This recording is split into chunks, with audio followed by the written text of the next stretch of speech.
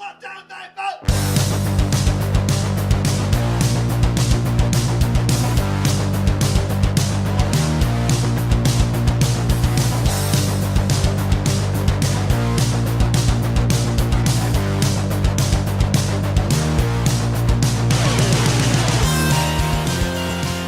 And hello there, all you Stay Tuners. Welcome back to another episode of Stay Tuned Sports. Episode number 39. We're getting up there. There's almost 13 more episodes. It'll be a full year. But then again, probably going to be a few more episodes because with me and Shoulders doing 2 shows a week now, possibly doing 3 shows a week, he might take over a day and do a show himself. But, so today's Thursday, I'm recording by myself. Tomorrow is the joint recording together. Today's show is mostly going to be fighting with the news of George St. Pierre retiring, as well as an interim title fight with Kevin Gastelums. I always say his name wrong. He was supposed to fight Robert Whittaker last month. That was the one that the day of the event, Robert Whittaker had to have emergency hernia surgery. But we'll get into that. Plus, some bare knuckle boxing news. Signing some more fighters. So they're slowly getting a nice group of fighters to join the organization. But before we get into all that, head over to Twitter. You can follow me, my personal one, at Jimbo ST Sports. You can follow the show's podcast. Show's podcast. The show's Twitter is at ST Sports Podcast. And you can head over to bellyupsports.com to read any of my articles that I post there. And like I said, some of the guys over there, actually all the guys over there have a lot better articles than I have. I'm kind of new to it. But they have some shirts, other stuff that you could buy. It's a cool little website. They have some podcasts on there as well. So once you get done listening to us here, head over there and listen to some of theirs. But like I said in the beginning of the show, we have it's going to be all fight news today, and the one I'm going to start off with is Chris Leben signing with Bare Knuckle Boxing. Bare Knuckle Fighting Championship, and that's the one that I live tweet. They've had 4 pay-per-views so far. They have a 5th one coming up in April. They have Artem Lobov fighting there. That's going to be his debut. That's Conor McGregor's right-hand man. I'm kind of excited to see him. I think that's the only fight so far announced. Plus, I'm not sure if Chris Leben's fighting that one yet, but either way, it's a very entertaining sport. Yes, very brutal. And when my article gets posted on Belly Up, I state that in there. But this past week, Chris Leben signed with Bare Knuckle Fighting Championship. A little backstory on Chris Leben. He was on The Ultimate Fighter Season 1. He was known as the bad boy. His nickname is the Crippler. Chris Leben. Chris the Crippler Leben. Very entertainer fighter in UFC. In the beginning of his career, he was top 5, definitely top 10, but like most good fighters, age catches up to you, and he ended up leaving UFC after a 4-fight losing streak. He also announced his retirement from MMA, but like George St. Pierre a few years ago, they can't stay away from the fight game. So he ended up unretiring to come back to bare knuckle fighting, which Bare Knuckle Fighting Championship wasn't the first bare knuckle organization he signed with. He signed with World of Bare Knuckle Boxing, which you really don't hear too much of them anymore, because there was a situation where they only held one event. Not sure how many fighters were on the card, but I mean, probably your typical 5-6, fights on the main card. With Chris Leben's situation, he fought Phil Baroni, knocked him out in the first round, minute 19 seconds, and he's still waiting to get paid from that. Bas Rutten was the president of the organization, and he kept telling Chris Leben that the owner will get him the money, get him money. None of the fighters ever got paid. So basically, it sounded like this owner put the fight on and just ran with the money. Now, Bas Rutten, for some of the newer MMA fans, Bas Rutten made his name back in the Pride days, back in the early 90s, early 2000s. Another very good fighter, big guy too. I wouldn't want to mess with him in a dark alleyway. And I do remember reading one article shortly after this situation happened with all the fighters in this organization, and the way Bas Rutten made it sound was the investors that invested in this said they had the money and never really did. So Bas Rutten is a respectful person, fighter in the MMA world. So Chris Leben gave, I guess, him the benefit of the doubt that Bas Rutten's gonna come through and have hopefully the owner will eventually pay him. Fortunately, like I said, time passed,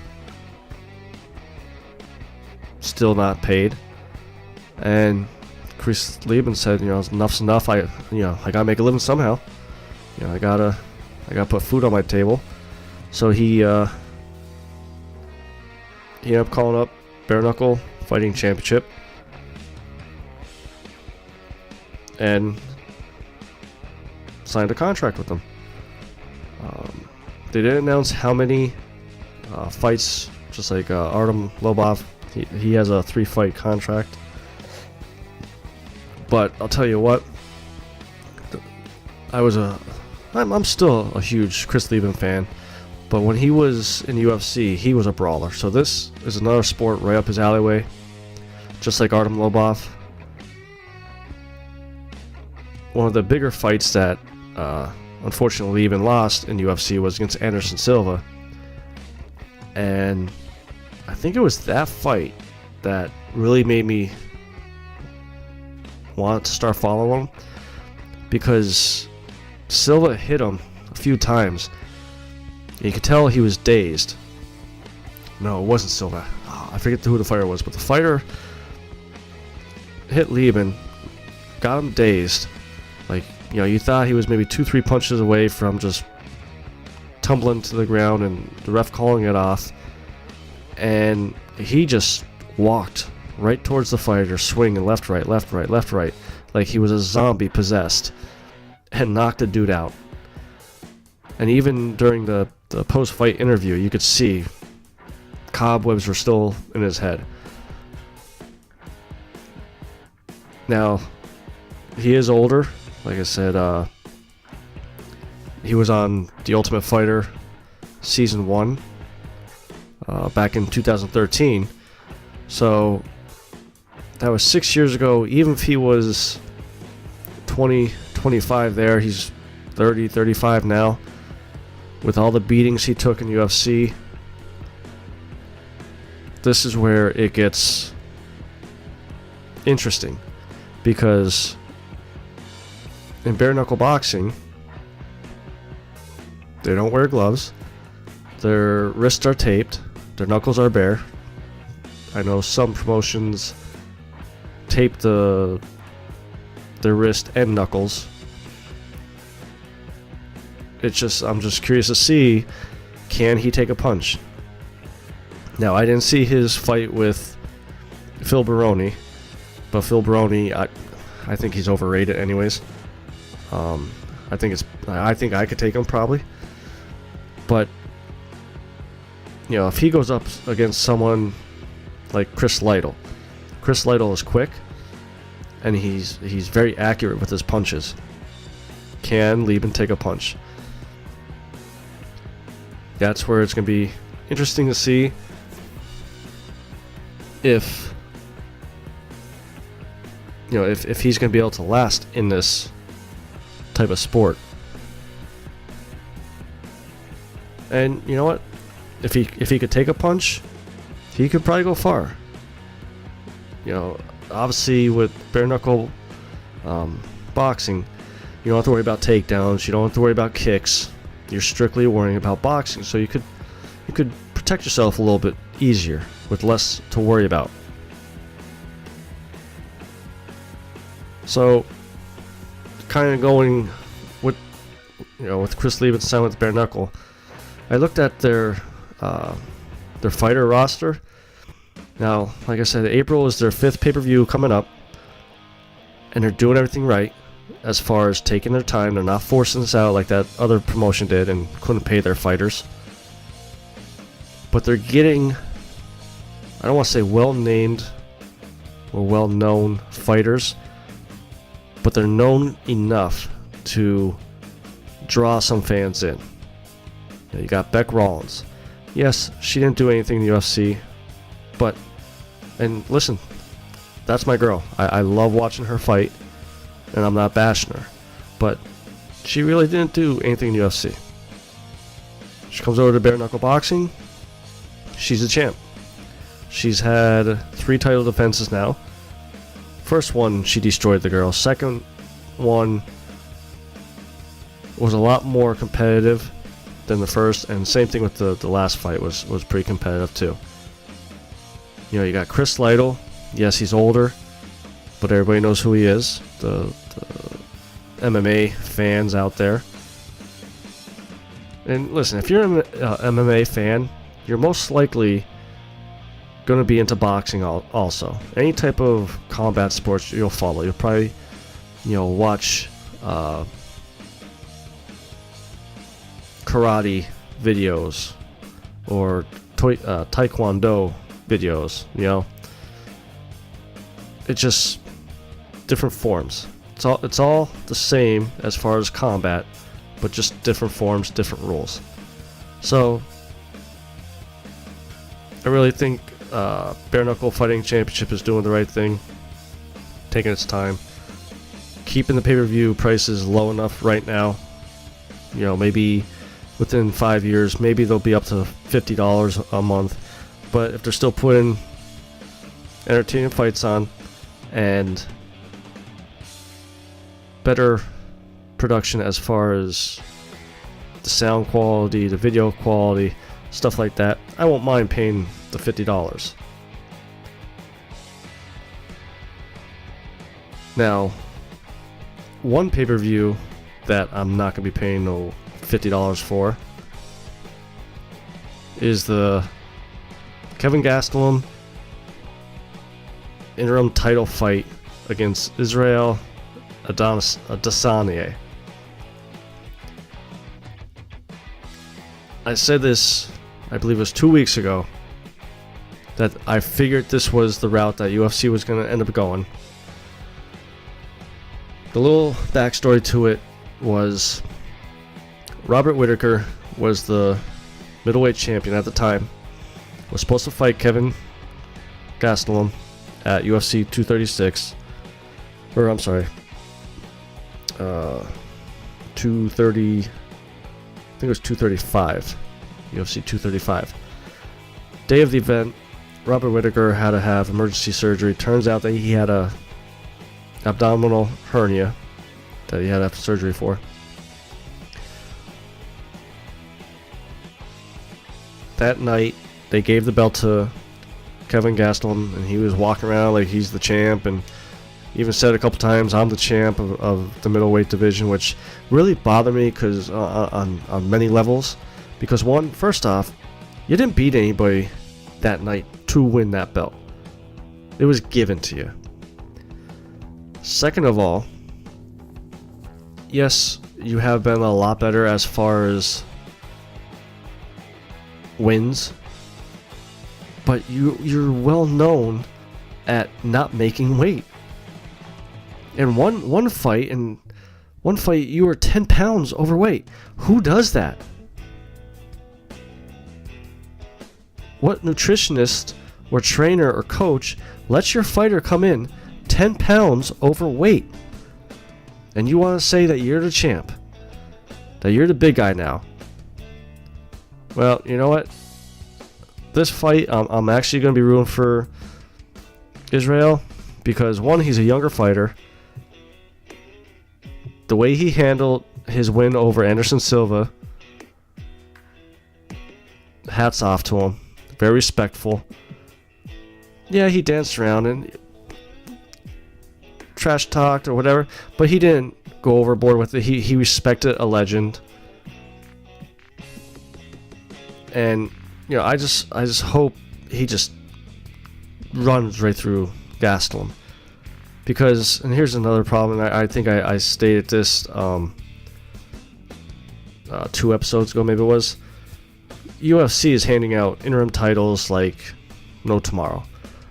I saw earlier this week someone tweeted out something along the lines of, from 1997 to 2003, there was a total of like 10 interim titles.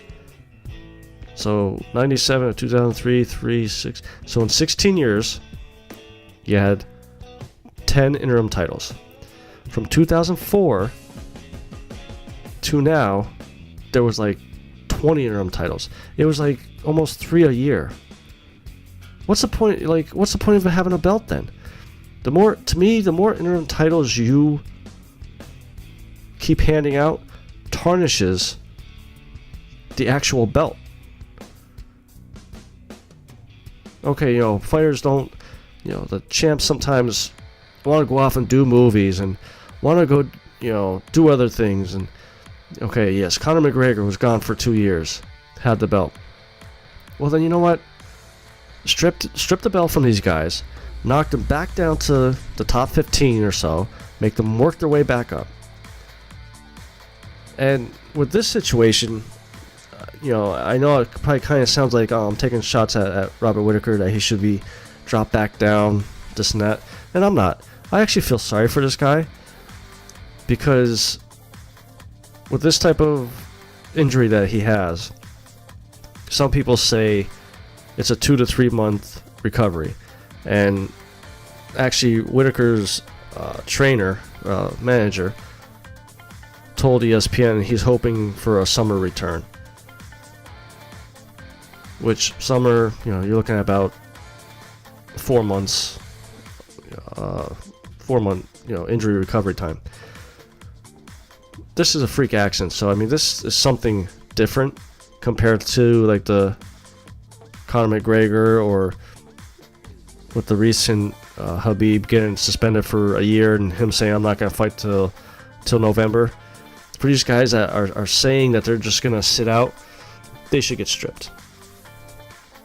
Guys that aren't active, champions should fight at least once a year, maybe even twice a year. I mean, look at Donald Cerrone. What was it, about 2 years ago? He fought like 8 times in 1 year. Like, he has a record there. Like, come on, UFC. You guys used to be enjoyable to watch. You used to get me excited for a pay-per-view. Now it's like, well, do I want to get UFC pay-per-view, or do I want to play NHL 19 with my buddies?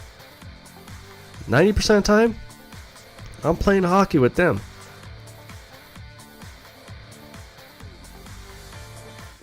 One person that I am gonna miss from UFC And even though, I'll admit, even though I did not like him, is Georges St-Pierre. Today, he announced that he's retiring. And I know I kind of probably took a shot at him earlier today when I tweeted out from the show's Twitter handle at ST Sports Podcast that, we'll see you in 2 years, you'll unretire again. It was more of a little joke towards him because of that. Because let's be honest, he's 37. If he comes back 2 years from now, he's going to be 39. It'll be tough. But before Anderson Silva lost to Chris Weidman, that was the biggest debate. Who's better, Georges St-Pierre or Anderson Silva? It was so close. It was up there with, like, who's the better guitarist, Stevie Ray Vaughan or Jimi Hendrix? It's split right down the middle. There's no clear favorites. Now you fast forward to today, to the present. You have to admit, St-Pierre is right up there, right alongside Royce Gracie as the greatest mixed martial artist of all time. I mean, okay, you want to say John Jones. Oh, okay, you want to say Anderson Silva. You want to say some of these other guys. Well, here's the thing. St-Pierre has never tested positive for steroids. And that was one of his reasons why he retired back in, was it 2013 or something like that? It was about 4 years ago. And he stated back then, UFC needed to have a stronger stance on steroid testing. And they are doing it. And I think that's why St-Pierre came out of retirement 2017, because he ended up winning the middleweight belt from Michael Bisping, which even that lead up with the trash talk, it was pretty funny, pretty good. So, I mean, he was a two-weight champion. Okay, Silva, he moved up to light heavyweight. Didn't win a championship belt, though. And like I said, he tested positive for steroids. A couple times, I think now. John Jones. Where do you want me to start with him? He can't get out of his own way sometimes. Most of the time, I should say. Ever since he won the light heavyweight belt when he was younger, he cannot stay out of his way. And now he has the belt, so let's see how long this one lasts. But during his St-Pierre's press conference today, he did acknowledge that he did see a tweet from Khabib about asking from putting the retirement off for one more fight. But St-Pierre, he had a point. He doesn't want to stick around for just any fight. And this is why there's a small part of me that thinks he may come out of retirement come November. But I'm not sure, because he did say he wanted to fight. Khabib wanted to fight. But UFC has different plans for Khabib. And that's, in the end, why St-Pierre decided to retire.